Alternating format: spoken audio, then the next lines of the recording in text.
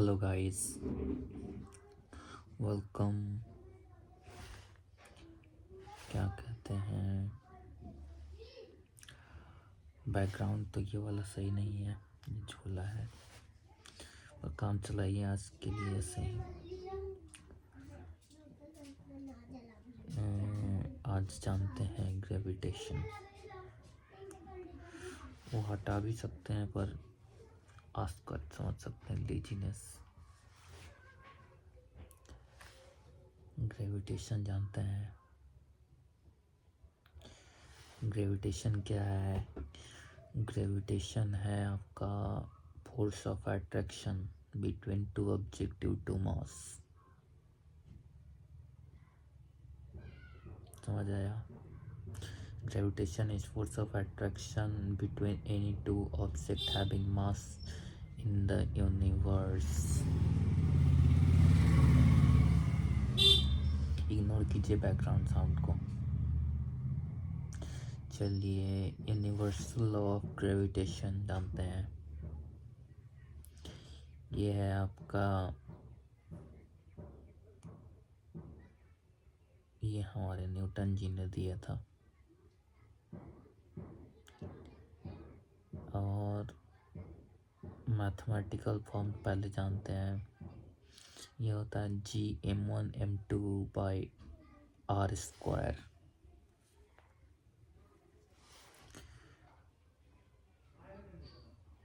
जैसे कि इसको बोल सकते हैं आप कि फोर्स जो है डायरेक्टली प्रोपोर्शनल टू है mass of first object and mass of second object and inversely proportional to the distance between them. समझ आया? डिस्टेंस बिटवीन देम ये तो समझ आ ही गया होगा। कुछ नहीं है, जितना उसके बीच का डिस्टेंस है उसका इनवर्सली प्रोपोर्शनल।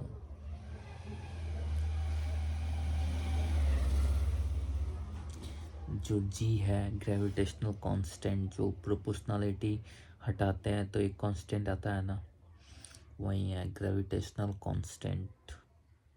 इसका वैल्यू होता है 6.67 इंटू 10⁻⁻11।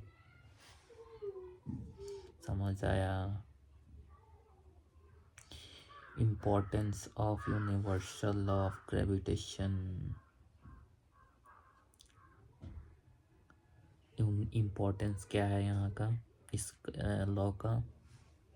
ये जानते हैं। Explain falling of object on earth, explain motion of moon around earth, responsible for tides in the ocean. समझ आया? ओशियन में जो टाइड उठता है वो ग्रेविटेशनल फोर्स के कारण उठता है, ग्रेविटेशनल पुल कह सकते हैं, जो कि मून लगाता है।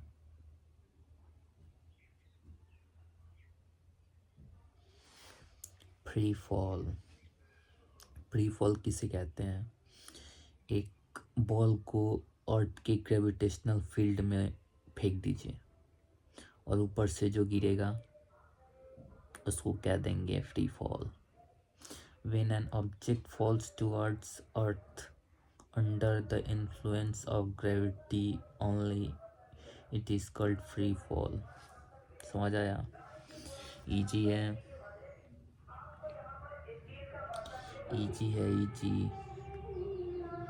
इस गाने को इग्नोर कीजिए, नहीं तो आप लोग के बीच में घूमने लगेगी लड़की।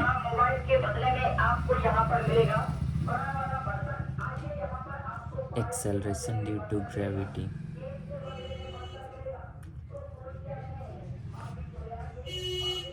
The acceleration produced in a body due to Earth's gravitational pull is called acceleration due to gravity.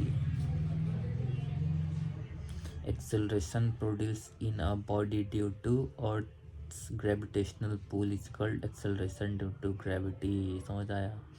जैसे कि एक्सेलरेशन किसी बॉडी में प्रोड्यूस हो due to earth's gravitational pull, इसका वैल्यू होता है आपका 9.8। सब जगह पे इसका इक्वेटर पे वैल्यू चेंज होता है और पोल पे भी वैल्यू चेंज होता है। जो इक्वेटर पे होता है वो पोल पे नहीं होता है, पर इसको आप एवरेज लेके कह सकते हैं कि ये 9.8 होता है। समझ आया? Feature of g, same for all object, does not depend on mass, slightly varies with height and depth। Depth के साथ ये वैरी करता है और हाइट के साथ भी। लेकिन इसको अगर अर्थ के नियर में उछाल रहे हैं तो इसको 9.8 ही लेते हैं। जैसे ज़्यादा ऊपर जा रहे हैं तो इसका वैल्यू ये होगा, वैरी करेगा, और ज़्यादा डेप्थ में जा रहे हैं तब इसका वैल्यू वैरी करेगा। समझ आया? मास और वेट में डिफरेंस जानते हैं। मास किसे कहते हैं? Mass amount of material in body, constant everywhere. इसका यूनिट केजी है। जैसे कि उस मटेरियल में कितना मैटर प्रेजेंट है, उसी को कहते हैं मास।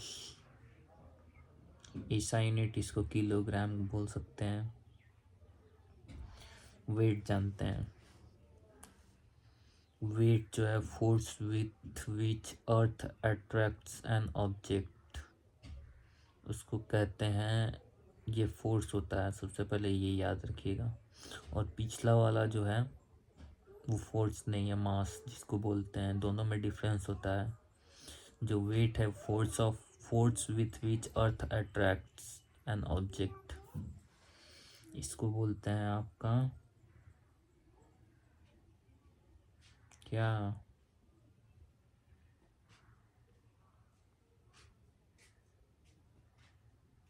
वेट। ऐसा unit Newton. Mass is constant और वेट चेंज होता है। जो मास होता है कांस्टेंट होता है और वेट चेंज होता है। जैसे कि अर्थ पे जितना आपका मास वेट है, उतना वेट आपका मून पे नहीं होगा। मून पे जो होता है 1/6 ऑफ अर्थ होता है। थ्रस्ट जानते हैं? Thrust and pressure. थ्रस्ट जो है फोर्स है acting perpendicular to the surface. कोई भी सरफेस के परपेंडिकुलर लगता है फोर्स, उसको बोल देंगे आप क्या?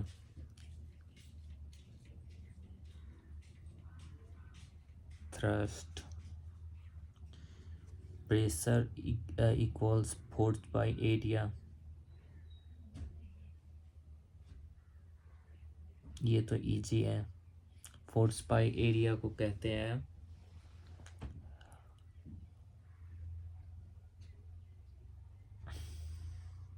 Pressure. Sharp knife cut easily. तो वो प्रेशर ज़्यादा लगाता है शार्प, जहाँ पे किसी एज पे काट रहे हैं आप, नाइफ से आप सोडियम को काटिए तो ईजिली कट जाएगा। शार्प नाइफ है तो चाहे कुछ भी काटिए, कोई भी चीज़, जैसे सब्जी काटिए, शार्प नाइफ रहेगा तो ईजिली कट जाएगा। और वो शार्प नहीं होगा तो ईजिली नहीं कटेगा। Camel walks easily on sand because of pressure. समझ आया?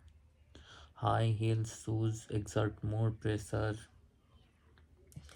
बायोंसी जानते हैं? Buoyancy, the upward force exerted by a fluid on an object emerge in it is called buoyant force।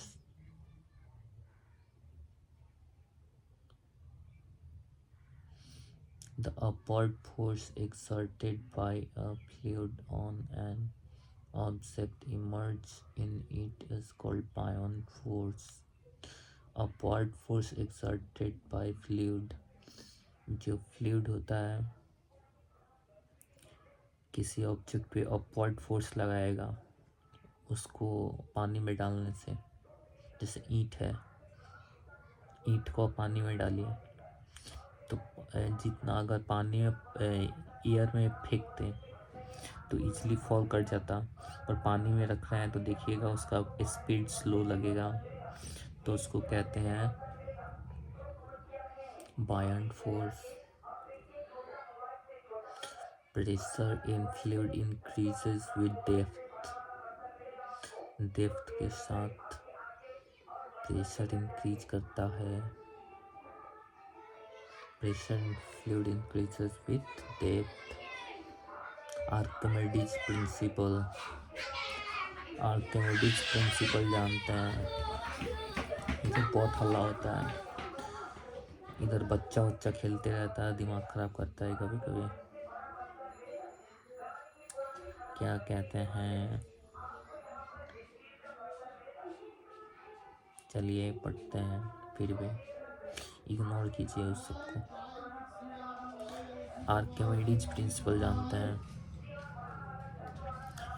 Statement, when a body is immersed fully or partly in a fluid, it experiences an upward force equal to weight of the fluid displaced.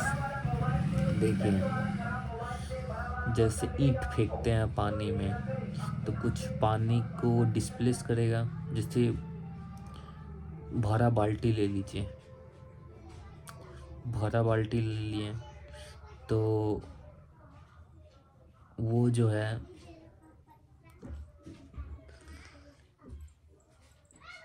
भरा बाल्टी ले लिए, उसमें ईंट रखते हैं तो कुछ पानी को डिस्प्लेस करेगा, तो पानी डिस्प्लेस होगा, उसमें से जितना पानी डिस्प्लेस हुआ उसका वेट मेजर कीजिए। आप वेट मेजर किए तो उसी को बोल देंगे क्या, buoyant force. Archimedes principal statement है ये। When a body is immersed fully or partly in a fluid, it experiences an upward force equal to weight of the weight of the fluid displaced. Relative density जानते हैं? Relative density देखिए किसको कहते हैं? Substance का density by water, इसको कहते हैं रिलेटिव डेंसिटी।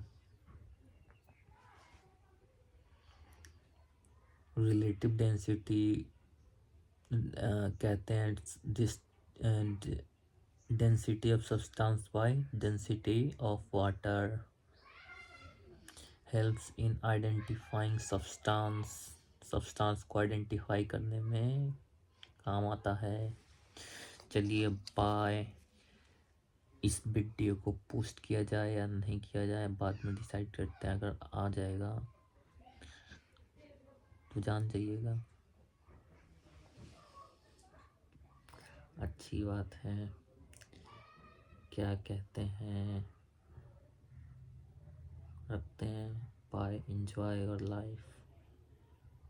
लाइफ को एंजॉय कीजिए, यही तो काम है, एंजॉय करते रहिए। बाय।